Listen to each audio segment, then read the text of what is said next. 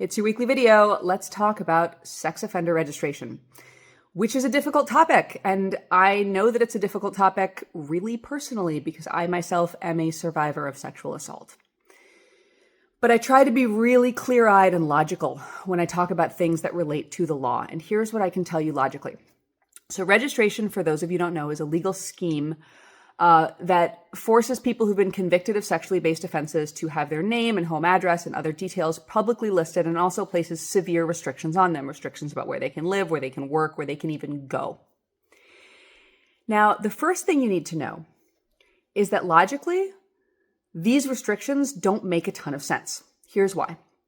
First of all, most sexually based offenses don't take place at like parks and playgrounds. They actually take place in the home.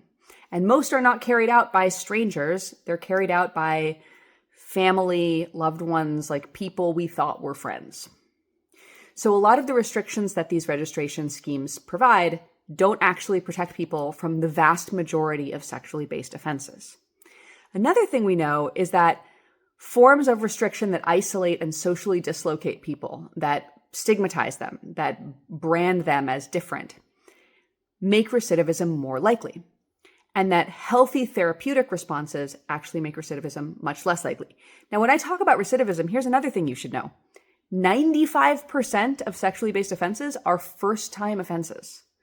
So when we're talking about recidivism, we're talking about a very, very, very tiny number. Weirdly, contrary to what your television has told you, sexually based offenses are actually rather unlikely to be repeated. But the registration scheme that we have, which can be so harsh that it forces people not just out of jobs and out of society, but even out of housing so thoroughly that there have been news reports of people being forced to live under bridges.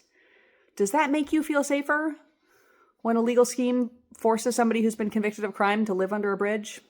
Logically, it's not working.